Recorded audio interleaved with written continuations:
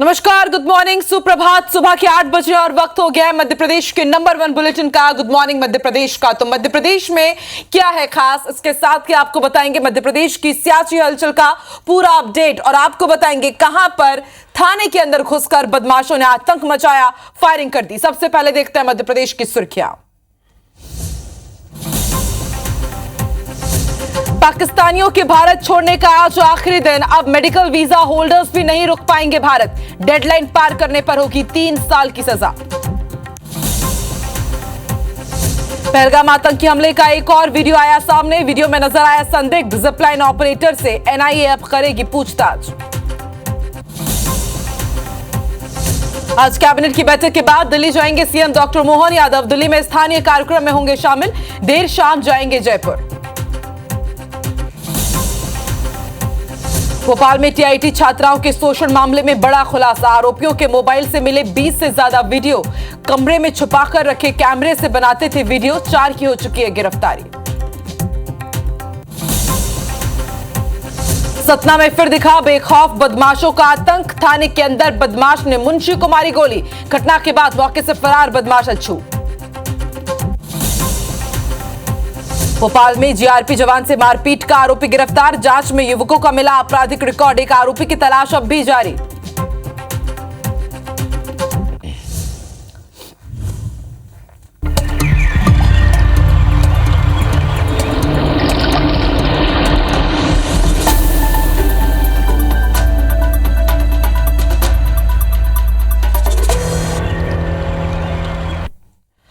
तो मध्य प्रदेश की तमाम बड़ी खबरों से आपको अपडेट कराएंगे, लेकिन पहले आपको पहलगाम हमले से जुड़ा एक और वीडियो दिखाते हैं।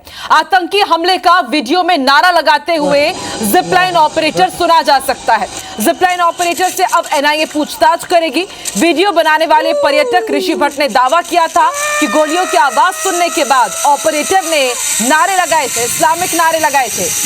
देखिए, ऋषि भट्ट जो कि यहां पर घूमने के लिए पहुंचे थे, पर्यटक थे, जिपलाइन का ये लुत्फ उठा रहे होते हैं और उसी दौरान यहां पर गोलीबारी की आवाज सुनी जा सकती है। ना सिर्फ आवाज बल्कि वो जो वीडियो रिकॉर्ड कर रहे थे, उस वीडियो में आप देखिए एक पर्यटक गोली लगने के बाद जमीन पर गिरता हुआ भी नजर आ रहा है। और जैसे ही जिपलाइन से ये सैर शुरू करते हैं, उसी दौरान जो जिपलाइन ऑपरेटर है, फायरिंग की आवाज सुनने के बाद इस्लामिक नारे लगाते हुए सुना जा सकता है। एक बार आपको जरा सुनवाते हैं वीडियो। अल्लाहु अकबर, अल्लाहु अकबर, अल्लाहु अकबर।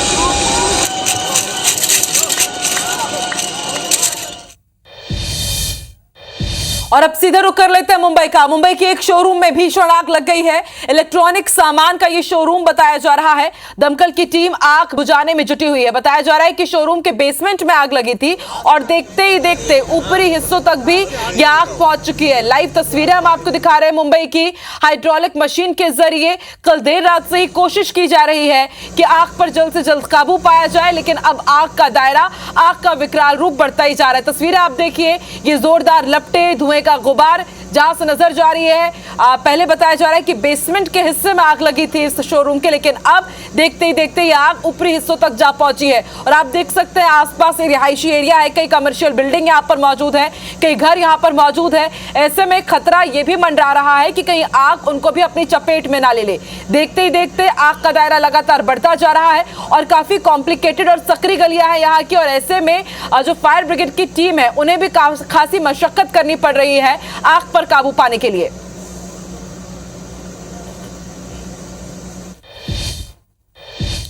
बड़ी खबर आपको भोपाल से बता दें, टीआईटी कॉलेज में छात्राओं के शोषण मामले से जुड़ा हुआ यह बड़ा अपडेट है। 4 आरोपियों के मोबाइल से 20 से ज्यादा वीडियोस मिले हैं और सभी वीडियो टीआईटी के छात्राओं के हैं।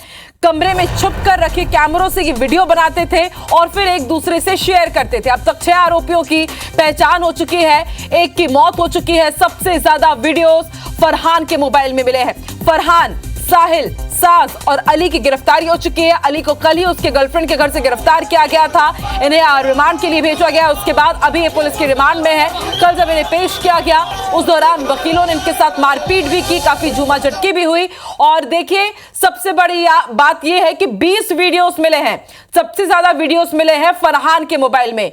ना सिर्फ ये छात्राओं से रेप करते थे बल्कि उसे रिकॉर्ड भी करते थे छुपे हुए कैमरे के जरिए, और फिर उस वीडियो के आधार पर ये उन्हें ब्लैकमेल करते थे और फिर उनका यौन शोषण करते थे। कमरे में छुपकर जो कैमरा रखा हुआ था उससे ये वीडियो बनाया करते थे। अब तक 6 से ज्यादा आरोपियों की पहचान हो चुकी है, 4 की गिरफ्तारी हो चुकी है, 1 की मौत हो चुकी है, लेकिन एक आरोपी अब भी फरार चल रहा है।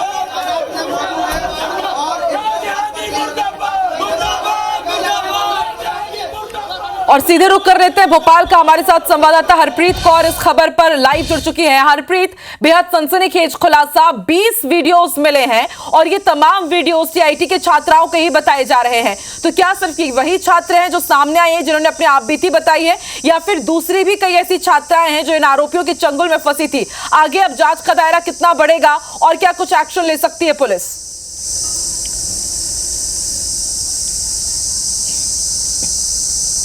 देखिए, इस पूरे मामले में अब तक 20 से ज़्यादा वीडियो इन आरोपियों के मोबाइल से मिले हैं। पुलिस ने 4 आरोपियों को गिरफ्तार किया है। सबसे ज़्यादा जो वीडियो फरहान के मोबाइल से मिले हैं, करीबन 10 से ज़्यादा ये वीडियो हैं अली के मोबाइल, साहिल और साज के मोबाइल से भी ये वीडियो मिले हैं। सबसे बड़ी बात यह है कि अब तक इस पूरे मामले में जो वीडियो सामने आए हैं उसमें सभी वीडियो में अलग अलग छात्राएँ हैं, लेकिन अब तक सिर्फ 4 छात्राओं ने ही, 4 पीड़िताओं ने ही मामला दर्ज करवाया है। पुलिस ने कई छात्राओं से ये वीडियो सामने आने के बाद संपर्क किया है, लेकिन उन्होंने एफआईआर करवाने से मना कर दिया है। पुलिस ने लगातार उनकी काउंसलिंग की है और अभी भी पीड़िताओं की काउंसलिंग जारी है, लेकिन उन्होंने सामाजिक डर, पारिवारिक डर या फिर किसी आने वाले भविष्य में इस तरह की संभावना से डर की उन्होंने एफआईआर करवाने से मना कर दिया है। हालांकि पुलिस अब इस पूरे मामले में जाँच कर रही है। इसके साथ ही ये बात भी सामने आई है कि ये छात्राओं को जब कमरे में आरोपी बुलाया करते थे, उस दौरान कमरे में छिपाकर रखे गए कैमरे से ये पूरे वीडियो रिकॉर्ड किए जाते थे, जिन्हें बाद में मोबाइल में ट्रांसफ़र किया जाता था। यानी पूरा एक सुनियोजित तरीके से ये गिरोह काम कर रहा था। ये वीडियो मोबाइल से तो बनाए गए, लेकिन इसके साथ ही कैमरे भी कमरों में लगाए गए थे। उसके बाद ये आरोपी एक दूसरे को ये वीडियो शेयर करते थे। खास बात यह है कि जब पुलिस ने जाँच की है तो सनसनीखेज खुलासे इस बात के भी यहाँ पर हुए हैं कि इस कॉलेज में सबसे ज़्यादा जो छात्र पढ़ने वाले हैं उनमें ज़्यादातर कोलकाता और इसके साथ ही बिहार के छात्र हैं। इनमें ज़्यादातर मुस्लिम छात्र हैं जो पढ़ाई करके या तो जा चुके हैं या बीच में जिन्होंने पढ़ाई छोड़ दी है। पुलिस इस बात की यहाँ पर जांच कर रही है कि क्या इन छात्रों की भी कोई मिलीभगत है, जो इनके दोस्त थे, पढ़ाई बीच में छोड़कर वो जा चुके थे। फिलहाल ऐसे ही 2 छात्रों की पुलिस अब्रार और नबील की तलाश कर रही, जो बिहार और कोलकाता के हैं, और पुलिस वहाँ पर डेरा डाले उनकी तलाश में जुटी है। तो एक के बाद एक सनसनीखेज खुलासे इस पूरे मामले में हो रहे हैं। बिल्कुल हरप्रीत, और जैसा कि आपने बताया कि कोलकाता, बिहार से भी तार जुड़े हुए हैं और ये हिंदुओं लड़कियों को निशाना बनाते थे। ऐसे में सबसे बड़ा सवाल है कि क्या नेक्सस बना करके, एक नेटवर्क बना करके साजिश के तहत हिंदू लड़कियों को फंसाया जा रहा था, फिर उनके साथ इस तरह की वारदात को अंजाम दिया जा रहा था। बेहद हाई प्रोफाइल ये मामला हो चुका है, बेहद बड़ा मामला हो चुका है। आप अपडेट इसमें देते रहिएगा। फिलहाल शुक्रिया अपनी जानकारी के लिए। तो बेहद सनसनीखेज ये खबर है, बेहद बड़ी ये खबर है। और अब आपको दिखाते हैं सतना से जुड़ी बड़ी खबर, जिसे देखने के बाद आप भी कहेंगे कि भाई सतना में आखिर ये हो क्या रहा है। बदमाशों के हौसले इतने बुलंद हैं कि वो थाने के अंदर घुसकर फायरिंग कर रहे हैं। मुंशी को गोली मार दी गई है। देर रात थाने के अंदर बदमाश घुसते हैं और फिर उसके बाद फायरिंग कर दी गई। बताया जा रहा है अच्छू गौतम नाम का एक बदमाश है जिसने थाने के अंदर घुसकर मुंशी को गोली मार दी। मुंशी की हालत गंभीर बताई जा रही है। बीते दिनों चालान काटने को लेकर दरअसल दोनों के बीच विवाद हुआ था और बदला लेने के लिए आरोपी थाने में घुसता है, बदमाश थाने में घुसता है और गोली चला देता है। घटना के बाद बदमाश मौके से फरार भी हो गया। देर रात 1 बजे जैतवाड़ा थाने में यह घटना हुई है। तो बेहद बड़ी ये खबर जो सवाल उठाती है कि आखिर सतना में कानून व्यवस्था का क्या किसी को भी खौफ नहीं है। थाने के अंदर बदमाश घुसता है और आपसी रंजिश का बदला लेने के लिए थाने में मौजूद मुंशी के ऊपर फायरिंग कर देता है। अच्छू गौतम नामक बदमाश के ऊपर ये आरोप लगे हैं। फिलहाल मुंशी की हालत गंभीर बताई जा रही है, उसका इलाज जारी है। तो बीते कई दिनों से मध्य प्रदेश की लॉ एंड ऑर्डर को लेकर के सवाल उठ ही रहे हैं और अब आप देखिए सतना में किस तरह से कानून को ठेंगा दिखाती हुई एक खबर सामने आ रही है। थाने के अंदर खूनी खेल खेला गया है, थाने के अंदर गोलियों की गूंज सुनाई दी है। तो देखिए थाना जहां पर बड़ी संख्या में पुलिस अधिकारी रहते हैं, तमाम पुलिस वाले रहते हैं, लेकिन बदमाशों को किसी का भी खौफ नहीं है। दूसरी जगह तो आप छोड़ दीजिए, थाना भी सुरक्षित नहीं है। वहां पहुंचे मुंशी को थाने के अंदर घुसकर गोली मार दी गई और बड़ी बात यह है कि उसके बाद आरोपी इस पूरी वारदात को अंजाम देने के बाद मौके से फरार भी हो जाता है। पुलिस उसे पकड़ भी नहीं पाती। अब भी आरोपी पुलिस की गिरफ्त से बाहर चल रहा है। फिलहाल मुंशी की हालत गंभीर बनी हुई है, उसको अस्पताल में भर्ती कराया गया है, उसका इलाज जारी है। बताया जा रहा है कि बीते दिनों चालान काटने को लेकर यह विवाद हुआ था और विवाद का बदला लेने के लिए बदमाश अच्छू गौतम थाने के अंदर घुसकर मुंशी के ऊपर फायरिंग कर देता है। और सीधे रुक कर लेते हैं सतना का संवाददाता मृदुल पांडे हमारे साथ लाइव जुड़ चुके हैं। मृदुल, बेहद सनसनीखेज ये मामला, बदमाशों में इतना भी खौफ नहीं है, थाना भी सुरक्षित नहीं है, थाने के अंदर मौजूद मुंशी के ऊपर फायरिंग कर दी जाती है और उसके बाद वो फरार भी हो जाते हैं। भाई पुलिसकर्मी क्या कर रहे थे? फरार हो जाता है। इस पूरी वारदात को अंजाम देने के बाद आरोपी वो उसे पकड़ भी नहीं पाते हैं। और अभी फिलहाल मुंशी की हालत कैसी बताई जा रही है, पूरा मामला क्या है ये भी बताइए।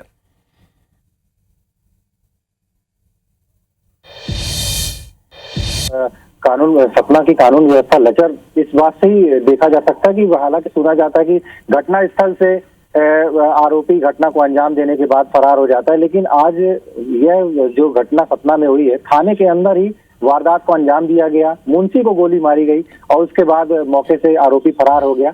अच्छू गौतम नाम का ये आरोपी बताया जा रहा है, जो कि मुंशी प्रिंस गर्ग थाने के अंदर बने बैरक में अपनी ड्यूटी से ऑफ होने के बाद खाना खाने के लिए जा रहे थे। उसी समय उनके जो बैरक है, बैरक में एक चेहरा बांध कर आए अच्छू गर्ग ने दस्तक दी और जिससे पहले कि मुंशी इस बात को समझ पाते, प्रिंस गर्ग जो है वो इस बात को समझ पाते, उनके सीने पर गोली मारी गई, लेकिन किसी तरह उसमें उन्होंने बचने का प्रयास किया और गोली कंधे पर लगी। आनंद फानन पुलिस वहां पे एक्टिव हुई और सबसे बड़ी बात आपको बता दूं कि ये घटना जो है उस वक्त की गई जिस वक्त थाने में बेहद स्टाफ कम था।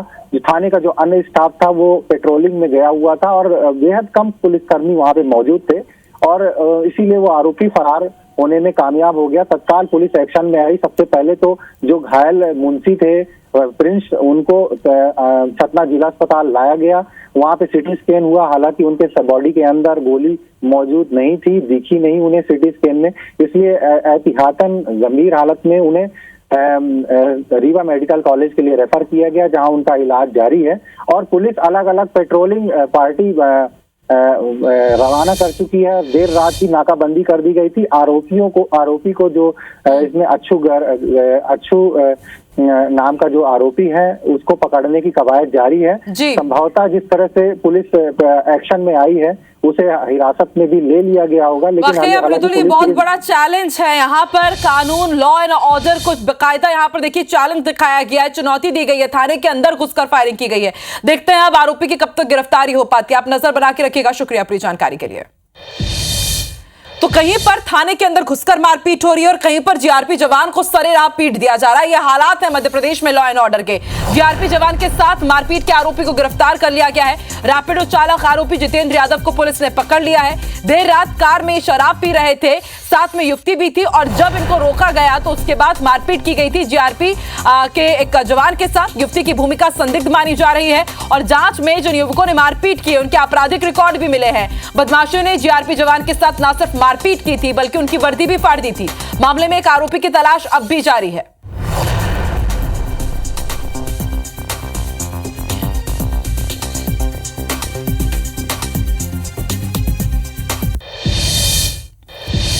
कुंभ मेले में महामंडलेश्वर की प्रतिष्ठित उपाधि प्राप्त करने वाले बाबा अजय रामदास वर्मा अब गंभीर आरोपों के घेरे में आ गए हैं। छत्तीसगढ़ की पूर्व राज्यपाल की शिकायत पर महामंडलेश्वर बाबा अजय रामदास को धोखाधड़ी के आरोप में गिरफ्तार किया गया है।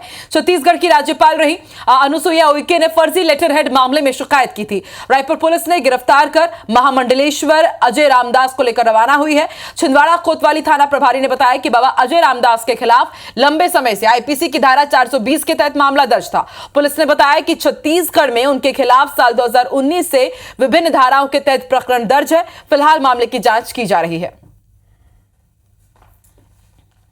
स्टाफ में शामिल हो गया था अजय वर्मा, और कुछ दस्तावेज जो नोट पैड उनके जो थे, लेटर हेड रहते थे, उसमें कुछ पत्र जारी हुए थे जो कि उनके नॉलेज में नहीं थे, और अनसुईया उइके मैडम द्वारा जो है वहाँ पे जो है शिकायत दर्ज करवाई गई थी, जिसमें अजय वर्मा जो कि इनकी राइटिंग मैच हुई थी, तो अजय वर्मा को आज यहाँ से गिरफ्तार कर लिया गया है। छत्तीसगढ़ के एमएलओ को और प्रमुख लोगों को भी मेरे लेटर पैड पे और मेरी दस्तखत करके इस तरह से भेजा गया था। मैं पुलिस में और मध्य प्रदेश में भी डीजीपी सभी लोगों को काफी भेजा था, उसके आधार पर ही शायद पुलिस ने कार्रवाई की है।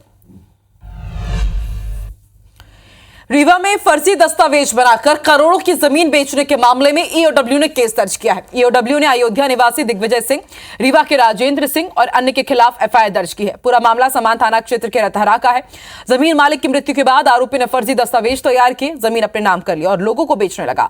पूरा खुलासा तब हुआ जब जमीन के असली मालिक के बेटों ने शिकायत की ईओडब्ल्यू से, और फिर उसके बाद ईओडब्ल्यू ने जांच की, जिसमें पाया गया कि रीवा शहर के नए बस स्टैंड के पास रतहरा में 30 एकड़ जमीन के मालिक शिवाजी सिंह की साल 2014 में मौत हो गई है। उन्होंने ये जमीन 1972 में खरीदी थी। उनके मौत के बाद आरोपी दिग्विजय सिंह ने फर्जी आधार कार्ड, वोटर आईडी और जमीन के कागजात तैयार किए और जमीन का मालिकाना हक ले लिया। अब तक आरोपी 50 करोड़ की 5 एकड़ जमीन दूसरों को बेच चुके हैं फर्जी दस्तावेजों के आधार पर। व्यक्ति के द्वारा फर्जीवाड़ा करते हुए जिस व्यक्ति की मृत्यु 2014 में हो गई, उसके नाम पर नाम अपना रख करके 2019 में से लेकर के 25 तक लगभग जो है लगातार 5 एकड़ जमीन इसमें से बेची जा चुकी है, और वो जो बेची गई जमीन है उसकी कीमत करीब करीब 50 करोड़ है। इधर अनूपपुर में एक महिला ने एक रिश्वतखोर का वीडियो बनाकर उसका खुलासा कर दिया। पूरा मामला जिला जेल का है, जहां एक महिला जेल में बंद अपने पति से मिलने के लिए गई थी। महिला का पति एनडीपीएस एक्ट के तहत जेल में बंद है। महिला के अनुसार जेल के मुख्य गेट पर मौजूद प्रधान आरक्षक ने उसे 2000 रुपए जेलर साहब के नाम पर और 200 रुपए अपने लिए मांगे। महिला ने जेल प्रहरी को 2200 रुपए दिए, लेकिन उसने चुपके से इसका वीडियो भी बनाया। अब यह वीडियो सोशल मीडिया पर वायरल हो रहा है। मामला संज्ञान में आने के बाद प्रधान आरक्षक प्रहरी मुकेश ठाकुर को निलंबित कर दिया गया है। नंबर क्या आपका? उस प्रहरी की ड्यूटी जेल गेट के बाहर उस गोमती में लगी थी। उसको बंदी को अस्पताल लेके भेजा गया, तो जानबूझ के यहाँ के बंदियों के परिजनों को ब्लैकमेल करके पैसा मांगा है। मेरी संज्ञान में बात जब आई है, मैंने तत्काल उसके खिलाफ कार्रवाई के लिए केंद्रीय जेल रीवा को लिख दिया, और आज वो प्रहरी जो है निलंबित होके सब जेल से उधर चला गया। दमोह जिले की टोरी गांव स्थित कस्तूरबा गांधी छात्रावास में राज्य बाल आयोग की 2 सदस्यीय टीम ने जायजा लिया, और इस दौरान कई चौंकाने वाले खुलासे हुए हैं। छात्रावास में देश और धर्म विरोधी गतिविधियों के संकेत मिले, जिसने प्रशासन की कार्यशैली पर भी सवाल खड़े कर दिए। इस दौरान छात्राओं ने बताया कि उन्हें हिंदू देवी देवताओं की पूजा पाठ से रोका जाता है, किसी भी प्रकार की धार्मिक प्रार्थना की अनुमति नहीं दी जाती। वहीं छात्रावास परिसर में एक अवैध किराना दुकान का संचालन भी हो रहा था। बड़ी संख्या में एक्सपायरी डेट का सामान मिला है। निरीक्षण के दौरान राष्ट्रीय ध्वज और भारत माता की तस्वीर भी आपत्तिजनक स्थिति में मिली, जिसे देखकर आयोग की टीम ने गहरी नाराजगी जताई। कि सरकार उनको मुहैया कराती है, वो वार्डन के द्वारा उनको नहीं दिया जा रहा है। हमने जब बच्चियों से पूछा तो उन्होंने बताया कि वार्डन ने हमको ये सामान नहीं दिया, इसलिए हम लोग यहाँ से खरीदते हैं। और जो खाने का सामान है वो एक तो एक्सपायरी डेट का था। प्राची ने भी ये माना कि ये जो सामान है मुझे लाके मैडम ने खरीद के दिया है, और इससे जो आय होती है वो मैं मैडम को सौंप देता हूँ। कि इस विद्यालय को सुधारा जाए, वार्डन पे कार्रवाई की जाए।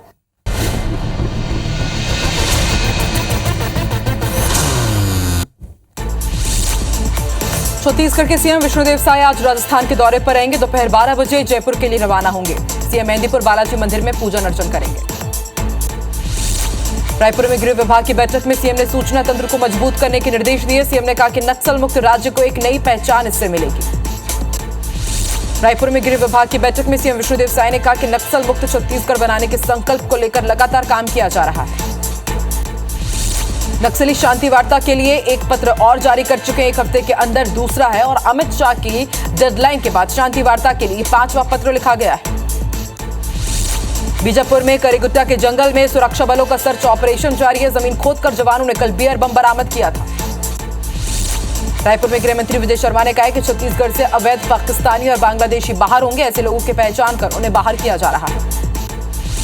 रायपुर में बजरंग दल और विश्व हिंदू परिषद ने आधी रात को क्रिश्चियन फोरम के प्रवक्ता अरुण पन्नालाल के घर के बाहर प्रदर्शन किया। पन्नालाल के खिलाफ एफआईआर दर्ज कर गिरफ्तार करने की मांग की गई। रायपुर के कुंदरापारा में एक घर में संदिग्ध अवस्था में अधेड़ की खून से सनी लाश मिली। परिजनों ने हत्या की आशंका जताई है। लोरमी के नगर पालिका कार्यालय के पास गुमटी में भीषण आग लग गई, जिससे गुमटी पूरी तरह जलकर खाक हो गई। आग लगने का कारण अभी तक अज्ञात है। बिलासपुर में कार में स्टंट करने वाले आरोपियों पर 5,300 रुपए का जुर्माना लगाया गया। आरोपियों के अभिभावकों को भी समझाइश दी गई। भिलाई में युवक पर चाकू से हमला किया गया। आपसी रंजिश में वारदात को अंजाम दिया गया। आरोपी हाल ही में जेल से बाहर आया है। बिलासपुर में रिश्वतखोर एएसआई हेमंत पाटले को सस्पेंड कर दिया गया। एसएसपी ने कार्रवाई की है। नाबालिग लड़की की तलाश के एवज में उसने रिश्वत मांगी थी। राजनांदगांव में सोशल मीडिया पर आपत्तिजनक पोस्ट करने वाले कोचिंग संचालक को पुलिस ने गिरफ्तार किया। आरोपी ने प्रधानमंत्री की सुरक्षा को लेकर आपत्तिजनक पोस्ट किए थे। अंबिकापुर में फायर सेफ्टी की फर्जी एनओसी देकर ठगी का आरोप लगाया गया। होटल संचालक की शिकायत पर आरोपी को गिरफ्तार किया गया। अंबिकापुर में नाबालिग लड़की से रेप का आरोपी अरेस्ट किया गया। नाबालिग को शादी का झांसा देकर रेप किया था। पहलगाम आतंकी हमले में जान गंवाने वाले रायपुर के व्यापारी दिनेश मिरानिया को श्रद्धांजलि दी गई। रवि भवन व्यापारी संघ ने श्रद्धांजलि सभा का आयोजन किया। जगदलपुर में वाहन चोरी की 3 आरोपियों को पुलिस ने गिरफ्तार किया, जिसमें से 2 आरोपी नाबालिग हैं। भिलाई में 2 भाइयों ने नौकरी लगाने के नाम पर एक युवक से 5 लाख रुपए ठग लिए। शिकायत पर पुलिस ने दोनों आरोपी भाइयों को गिरफ्तार किया। बिलासपुर में प्रॉपर्टी डीलर ने बुजुर्ग व्यापारी को धमकी दी है। मामले में पुलिस ने आरोपी डीलर के खिलाफ केस दर्ज कर जांच शुरू कर दी है। भिलाई में तेज रफ्तार ट्रक ने बाइक को टक्कर मार दी। हादसे में रेलवे में इंजीनियर की मौत हो गई है। पुलिस मामला दर्ज कर आरोपी ट्रक ड्राइवर की तलाश में जुटी है।